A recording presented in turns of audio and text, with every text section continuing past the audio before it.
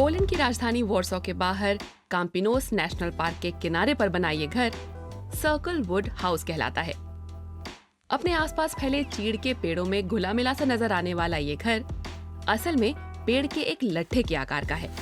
इस प्रोजेक्ट को अंजाम दिया है पोलिश आर्किटेक्ट प्शेमेक ओल्चिक ने।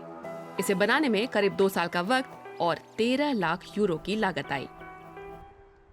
इस प्रोजेक्ट का सबसे अहम लक्ष्य था आर्किटेक्चर और नेचर को साथ लाना, जंगलों के बीचों बीच एक बेहद ऑर्गेनिक आकार का सृजन करना, जिससे ऐसा लगे कि यह अपने आसपास की प्रकृति के साथ बातें कर रहा है।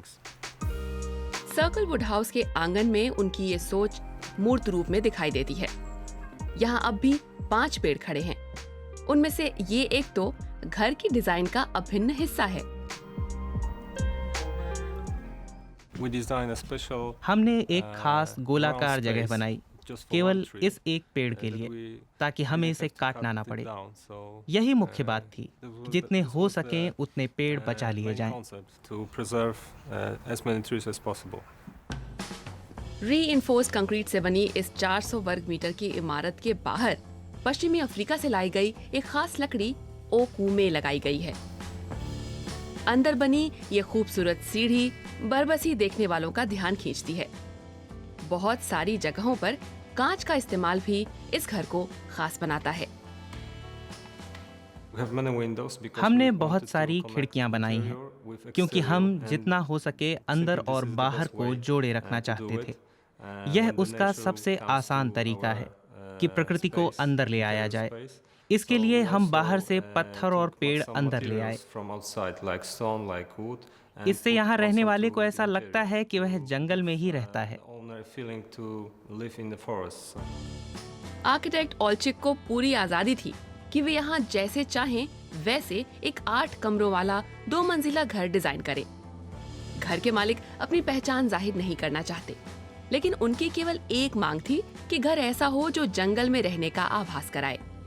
बाहरी सतह पर ओकूमे की लकड़ी लगाने के कारण ये घर बड़ी खूबसूरती से जंगल के माहौल का हिस्सा बन जाता है। पहली बात तो यह है कि ओकूमे की लकड़ी में गांठें नहीं होती। मैंने इसी कारण ये लकड़ी चुनी। दूसरे, यह लकड़ी यहाँ की जलवायु का अच्छी तरह सामना करती है। यहाँ सर्दियाँ बहुत ठंडी और गर्मियाँ बहुत गर्म होती हैं।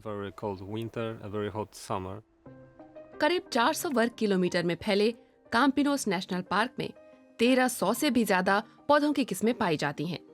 अब तक इसके किनारों पर केवल कुछ ही इमारतें बनाने की अनुमति दी गई है। मेरे लिए इसका विचार बहुत सरल था। पेड़ ही मेरे प्रेरणा स्रोत थे।